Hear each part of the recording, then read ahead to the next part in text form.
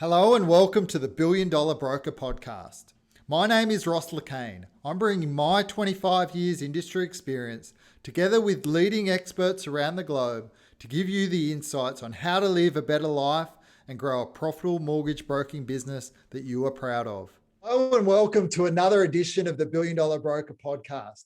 My name is Ross LeCane. I'm excited today. I've got one of my good friends and fellow Aussie counterparts, Sam Walker from Aussie Prospect. He's the co-director of Aussie Prospect. He's been there for 8 years, since 2009. Welcome, Sam. Thank you, Ross. Thanks for having me. Yeah, well, so you've won numerous awards in your career. So you've been Aussie's #1 franchise for, I think, since 2018. Prestigiously, you were nominated in the top 25 brokerages by MPA, and in 2019 you won the Australian Broking Awards Best Franchise. So you know, for you and your co-directors, there's some great achievements there, Sam. Certainly are, Ross, and we're extremely proud of it. Very proud. Yeah, well, I always knew that you were going to be successful. Do you remember we sat down and we had a beer? I think it was at the Sydney conference, and you just taken over the Prospect store, and you pulled me aside and you said, "Hey, I want to sit down. I want to pick your brain," right? And from that day, I knew, you guys were going to be super successful, right? In terms of you were clear, you were determined. Mediocrity wasn't in your sights. You were planning on creating something great, and you've certainly done that, Sam. Thank you very much, Ross, and I must thank you for your help, and especially on that afternoon that we caught up for the beer. That was, I was really impressed the fact that you made yourself available straight away for me, which certainly gave us a lot of insight on where we needed to go and what we need to do. Beautiful. So just tell me a little about your journey. I love to hear people's stories of how they got started in broking. So tell me a bit of the Sam Walker backstory, how you got started within the industry.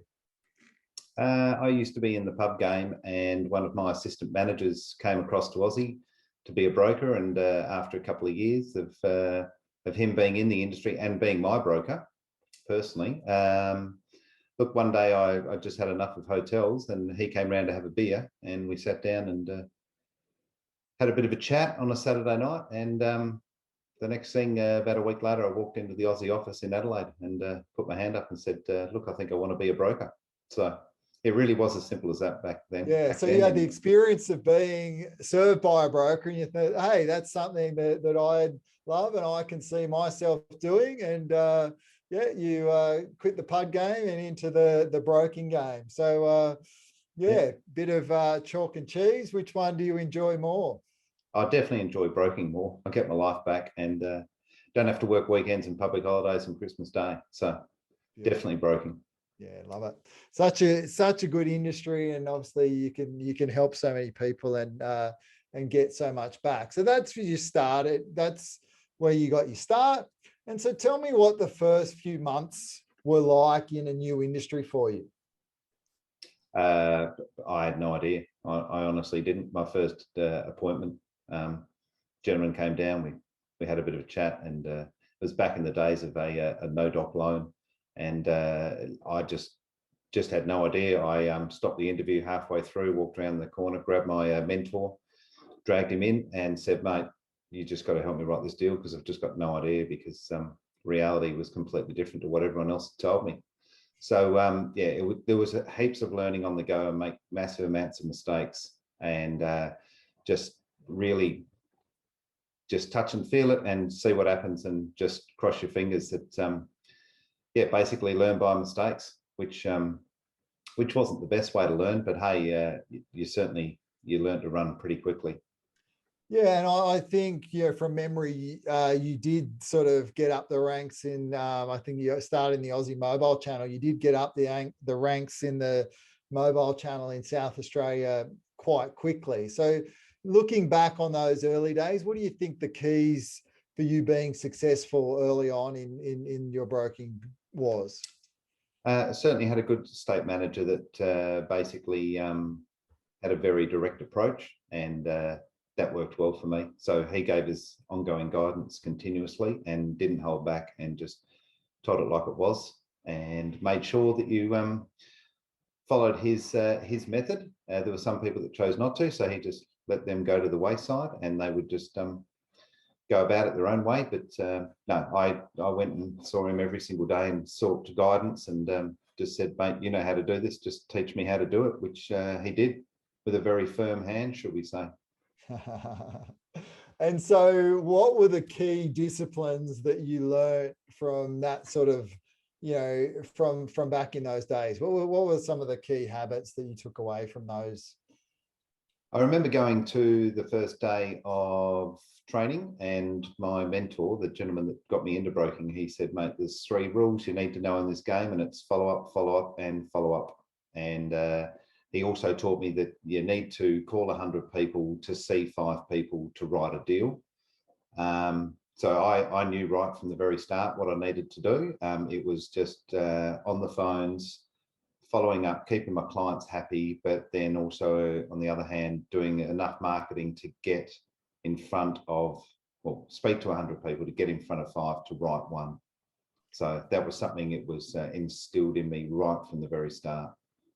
Beautiful. So, Love it. And what a great mentorship. And I love what you were saying about you would seek out mentorships. And even now, right, you're in the top 25 brokerages and you're constantly reaching out. I know you attended my masterclass the other day, and we've spoken about various things over time. So you're always looking to grow. And I think that's the secret of really successful people in that in brokerages, that it's what they know, they learn when they know it all, that counts. And I really admire that about you, Sam, as well. thank you, Ross. Yeah, no, I figured you got to learn from the best, and as you did for me, and opening up your office to us that day when we popped over from Adelaide to Sydney to see how it operates, like, we return the favour to people. Like, come along, have a look at what we do, and because that person's going to give us a tip or two when they walk into our office as well, so we can all learn off each other. Yeah, and on that, and again, I think you came and you saw the structure of our team, and you saw how we did things and ran our business. And I know you went back and implemented and changed a few things. So talk to us a little bit about the structure of your business and some of the key elements that you've put in place in Aussie Prospect. Well, our structure works. We started off with 3 directors and 3 brokers and 1 assistant. One of those brokers 2 years ago bought into Aussie Prospect. So we've now got 4 directors, and underneath us, we've now got 12 mortgage brokers. Some of those receive leads. The majority of them generate their own leads. The directors have their own assistants. Some of us have 2. And therefore, we're not separate, but we're all effectively one team working towards the benefit of each other. Although we do have direct reports for our PAs, we found that we were sharing PAs at the very start, but we found consolidating them works a little bit better for us. The brokers, a couple of those brokers have PAs as well.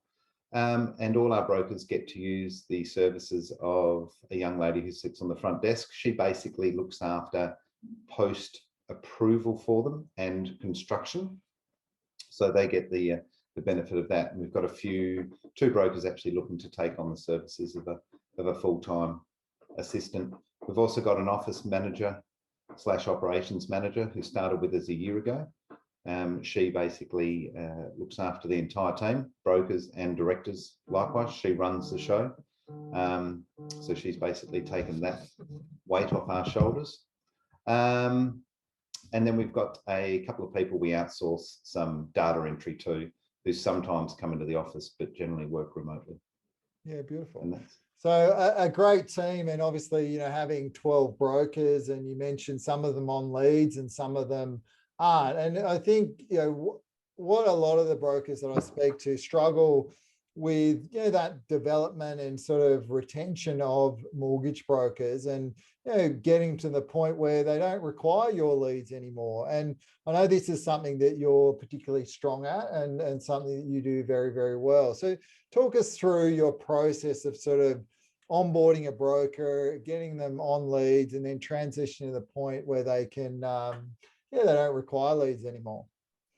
Look, when you start with us, generally most brokers do go onto leads, Ross, and they're receiving leads from 1300 numbers, the odd person that walks in. But we also teach them how to fish. So we'll take them out, introduce them to real estate agents, conveyancers, property managers, accountants, lawyers, anyone who can refer them business. We develop a network for them. So they've got a relationship. So when someone walks into their office to speak to them about, say for the accountant, for example, the accountant looks at their financials and says, well, you know what, might need a review on your home loan. But in turn, our mortgage broker has the ability, when someone walks into their offices and is asking about investment properties, then the mortgage broker says, well, you need to speak to an accountant. They don't have a relationship. So therefore the mortgage broker refers there. So we have, I call it a game of tennis. I encourage the broker to play tennis with the referral partner. You send me one, I send you one, send a couple. Sometimes it will be a lot of one-way traffic, but build the relationship up, generate the leads, because everyone knows that a referral lead is so much better than just a cold call, someone walking into the office or dialing up the 1300 number on a Saturday afternoon when they're just thinking about something. So we encourage them to generate their own leads as well. And the sooner they can get off those leads, the better off they are. Their income will also increase because we increase their commission rate when they come off leads. So that also gives them the incentive to get off those leads as soon as possible. Beautiful. And you mentioned you've had some brokers that have been with you for years now, and so you're obviously doing something right. What do you think the key to sort of really building that team culture is, especially within the broking ranks? I think it's the support that they get. That's one thing when someone comes to see us, like we have a lot of people walking our front door wanting to be a broker, but you've got to mesh with the team.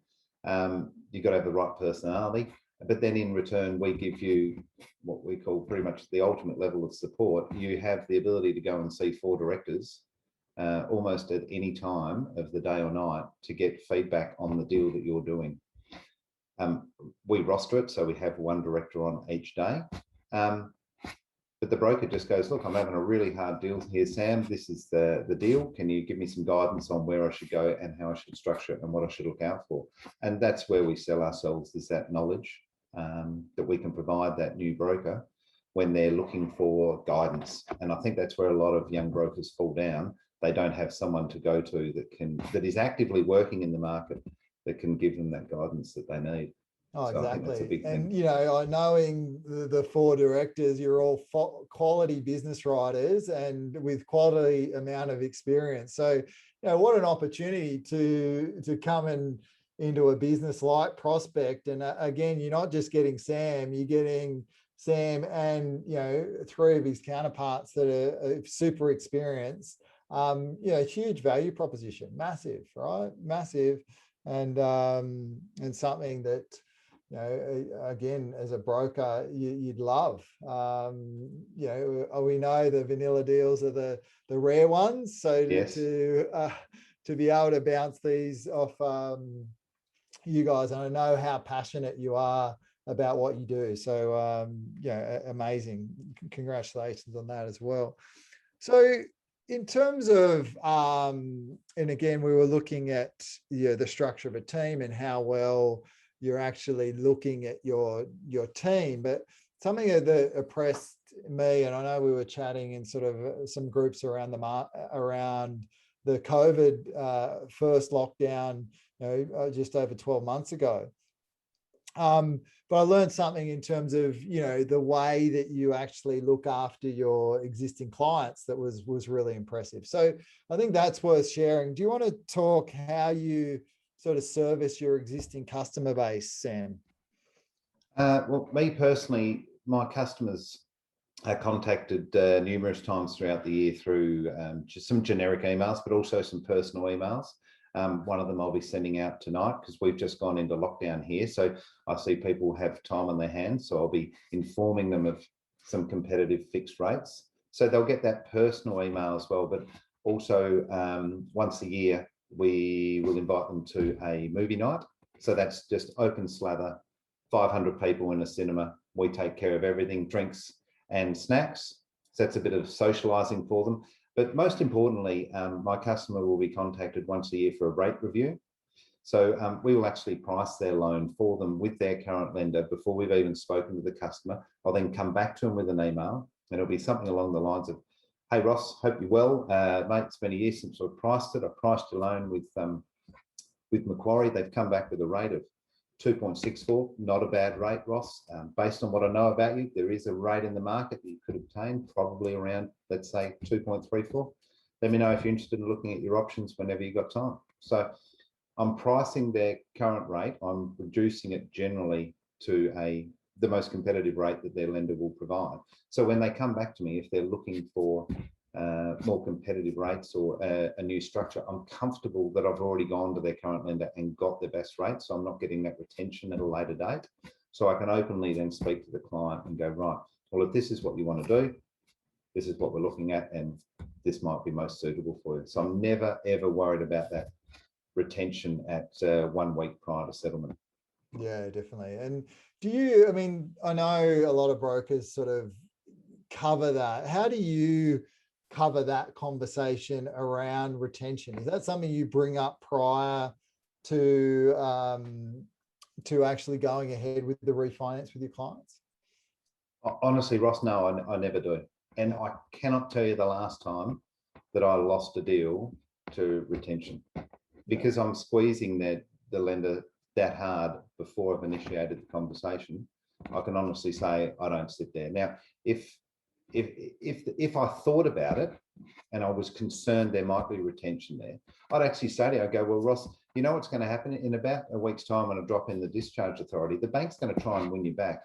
Just be short, sharp and sweet with them. And just remember, when that telephone call's made, they did not care about you last week, and they've only cared about you due to me pressuring them. So why will they care about you again in the future?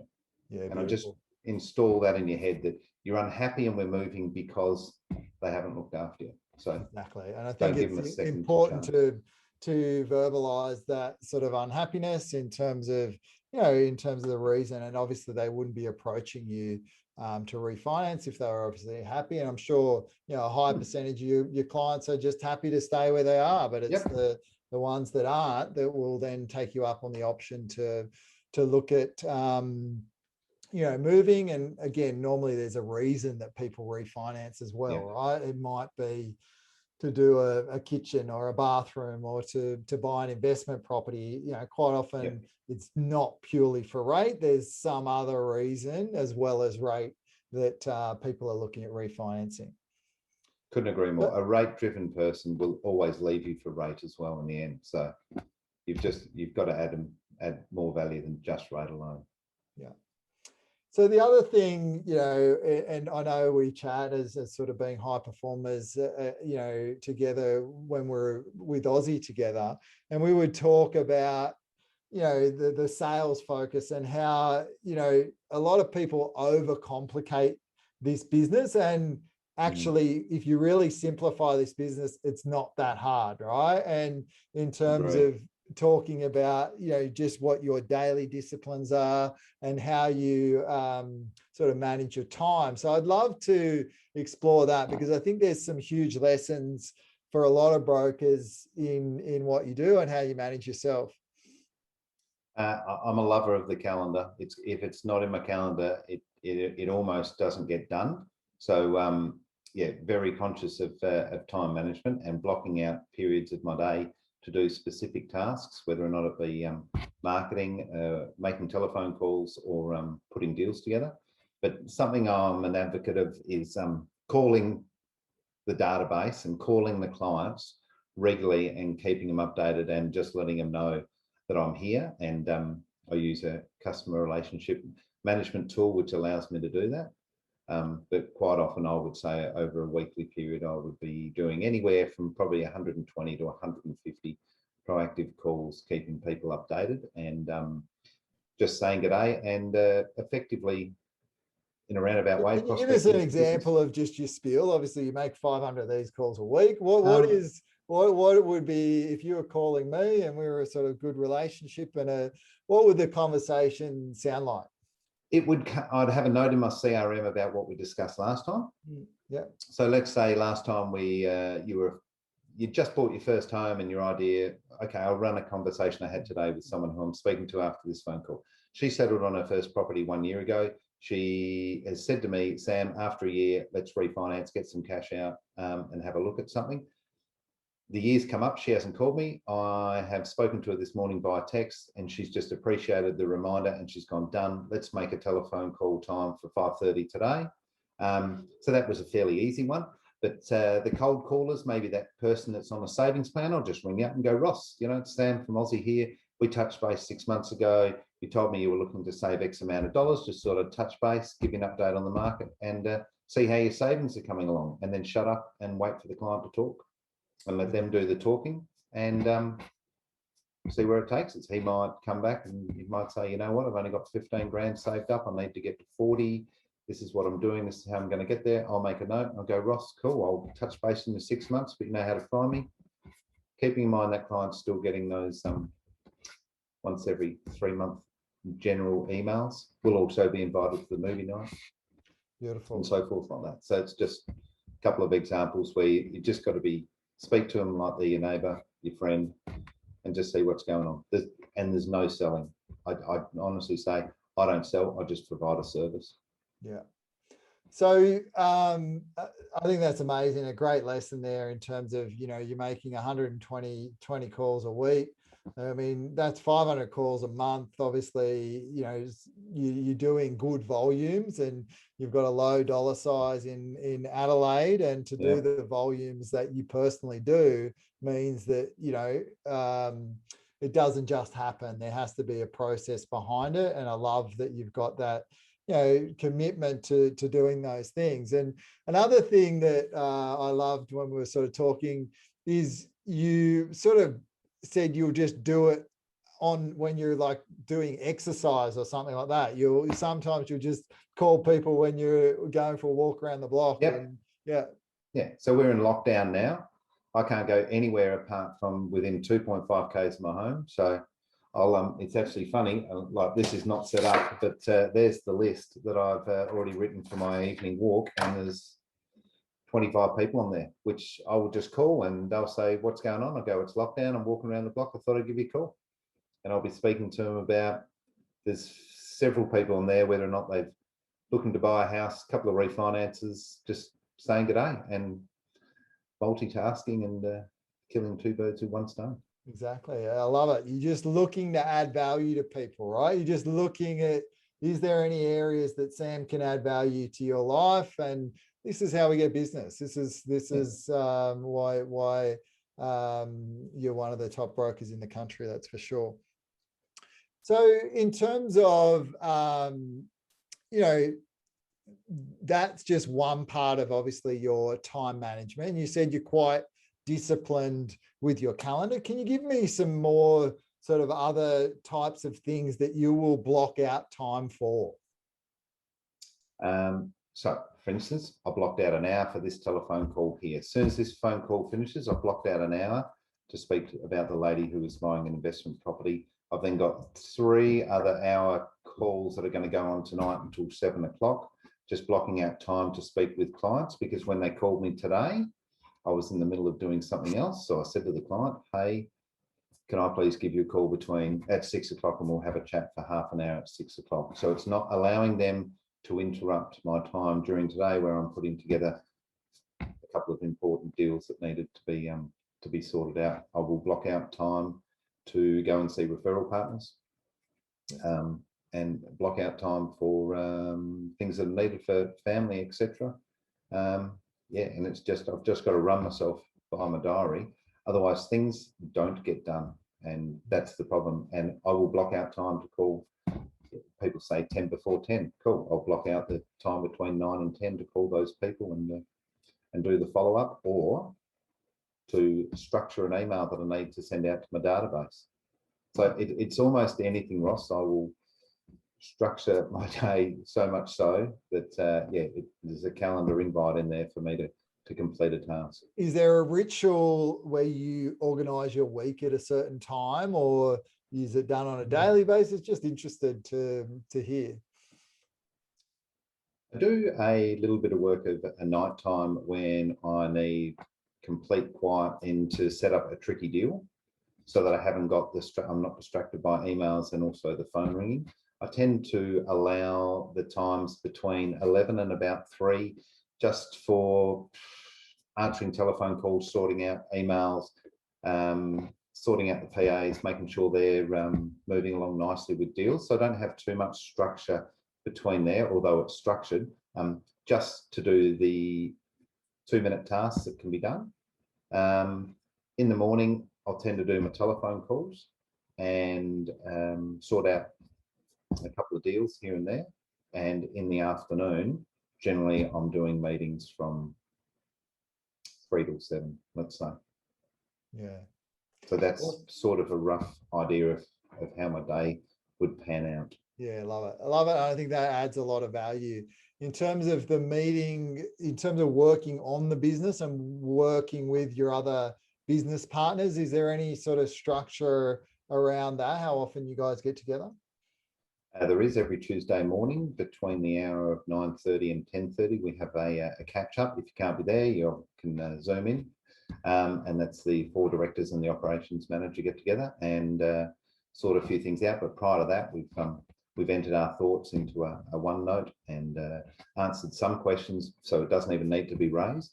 So that's an ongoing document that we can amend any time during the week, where you put your idea in there and what you want to discuss. But some stuff might be dropped in there on a Wednesday and sorted out by Friday. We're not even discussing it the next Tuesday. Yeah, love it. And I love that you've got a forum and a central place that can be done, because a lot of people get distracted when these things come up, when they're not an urgent thing. It's not a now thing. Yeah. So I think that's a great tip for people as well, to have that sort of central log, whether you use one of the systems these days like Trello or something like that, to have a central forum. You mentioned OneNote, where you can do that. So works well. It's been a lot of value today, Sam. I always asked, at the end, in terms of, if you were a sort of a new broker or a broker that was looking to scale their business, what would be your advice to them? What would be your sort of one piece of advice to them? And it sounds crazy, but you got to go early. You got to go earlier than you think you need to go. And we've learned that over the past 12 months. We've gone early 4 times just in the past 12 months with what's going on. We've sat back, had a look at it and gone, we're going to invest this much money in our next person. Do we really need it? Well, we don't really need them now, but we can see we're going to need them. And a lot of people go, I'm going to wait until I do, I don't know, 3 months at $3 million back to back, and then I'll go and get my PA. Well, if you go and get your PA after that 3rd month of 3 million in SA back to back, you're writing 10, 12 deals a month. You're then going to have to put your PA on. You'll actually slow down putting your PA on, because they're going to need a lot of your time to get them up to speed. When you think when you're working up to that 1.1, put your PA on then and let that PA drag you to the 3, and then use the PA to put the next PA on. And so that's what we're doing now. Our PAs do the onboarding. So I would say, I know it's hard, and cash wise it's hard, but you just got to go that 2 months earlier than you think you need it. Yeah, I love that. And I always say, invest ahead of growth. And what you said is so true. And if you can afford half of their salary, they're going to pay for the more than pay for it, in terms of freeing yourself up to focus on those dollar productive activities. So I think that's great. Thanks very much, Sam. It's been a pleasure to have you on the podcast. There's been so much gold that you've delivered today. So if you want to follow us on Facebook, we've got a group, the $1 Billion Broker. It's a private group. Just request to join. And you can follow us on all the socials. So thanks for listening, and we'll see you soon.